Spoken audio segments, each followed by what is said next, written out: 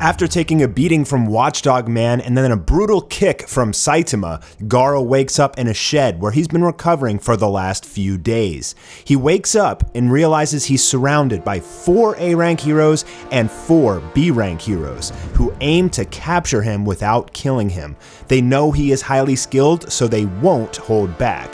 In Garou's weakened state, he actually struggles against the hero army. We get some really nice animations of the dynamic 1 vs 8 battle as Garou dodges attacks from every direction, ultimately taking a few hits and even a couple poison arrows, which now gives him a short time limit to win. In this video, we're going to talk about what happens in the next episode. We're going to go through the manga and I'm going to explain exactly what's going to happen and the conclusion of the Garou vs hero team fight. So the heroes are Death Gatling and Stinger, Wildhorn and Smile Man, Chain Toad and Megane, who's known as Glasses in the manga, and then Blam Blam and Shooter.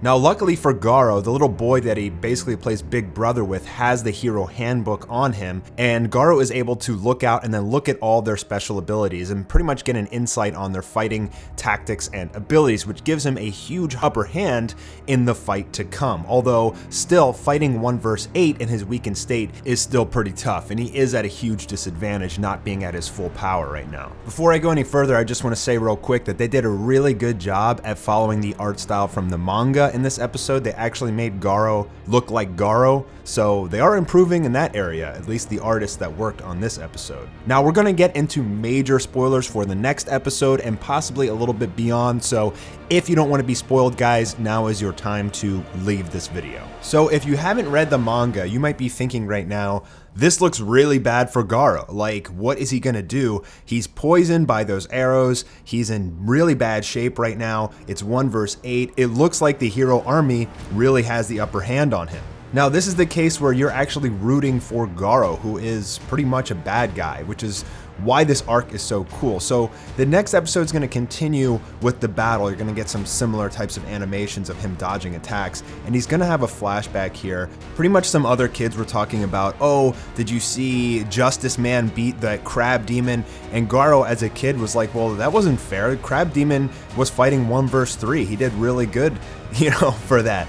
And so after this flashback, Garou is going to decide that he's going to use Silver Fang's martial arts. He doesn't like to use it, but it always turns the tables, it seems, if you remember his battle with Tank Top Master.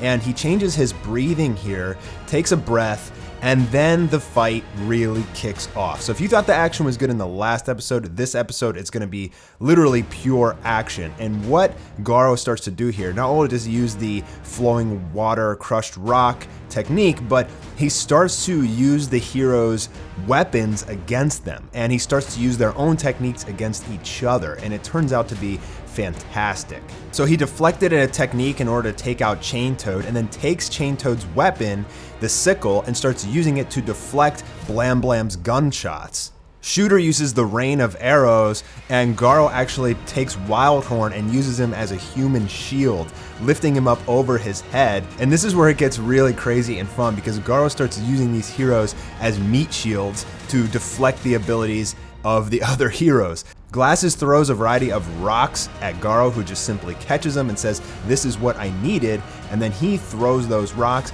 taking out Shooter. And wow, Shooter really looks hurt from that. I can't wait to see that animated. Now Stinger goes in. He's a close combat hero, and the thing about the hero team, the reason why they're doing so well, or at least we're doing so well, is that they have such a variety of fighters, right? They have close range, mid range, and long range fighters.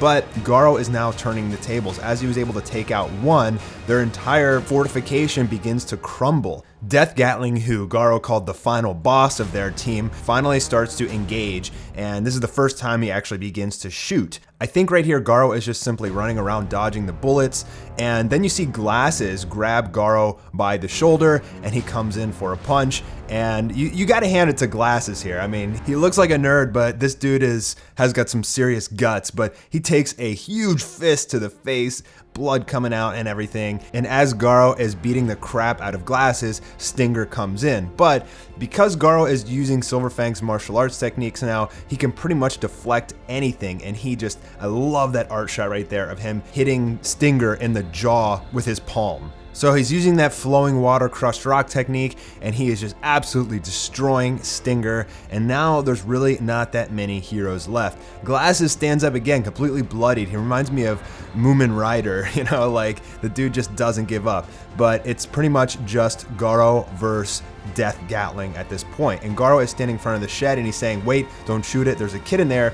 But Death Gatling doesn't believe it, obviously. He doesn't know that Garou actually has a soft side and he's actually protecting this child from any gunfire. So what he says is he knows that Death Gatling's gonna shoot his Gatling gun and it's gonna, you know, be in the range of the house. It can hurt the little kid.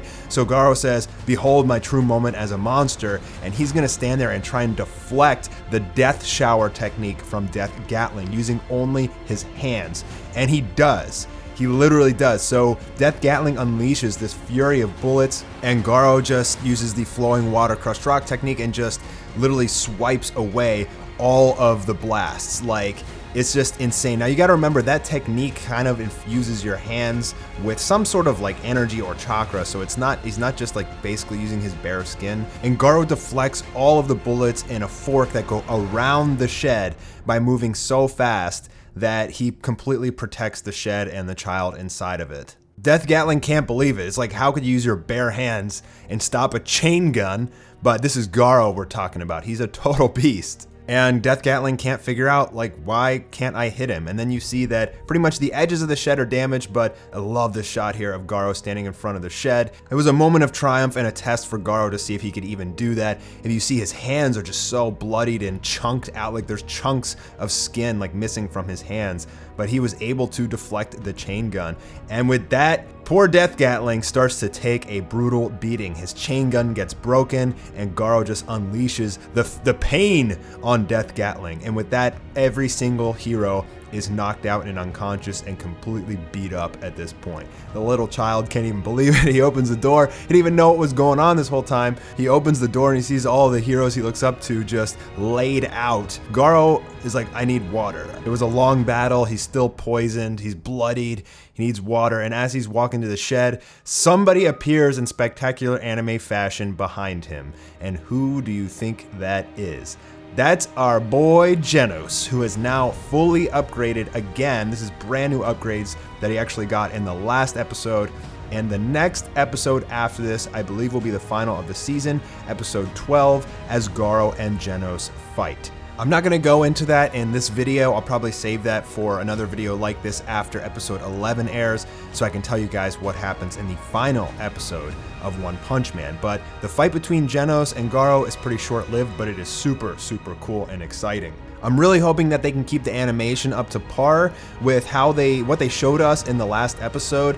There was actually some really, really good animations there. I know there's one main animator. His name's Kenichiro Aoki, and he's responsible for most of the best cuts in One Punch Man Season 2. Anything that you saw out of Genos or Garou and you were just like, damn, that's good animation, it is Kenichiro Aoki. I'm hoping they've saved most of the big guns for these final 2 episodes because they're literally purely action-packed and they're very intense and volatile animation-wise. It should be a blast for these final 2 episodes. So hopefully JC staff has been preparing for this, knowing that they'd be extremely complicated episodes to animate. Make sure you guys are subscribed if you haven't already. Leave a comment down below on what you thought about this episode and if you're excited for Garou vs. Genos. I know I am. And I'll be seeing you guys soon for some more One Punch Man videos. Have a wonderful day, and I'll be talking to you soon. What-da?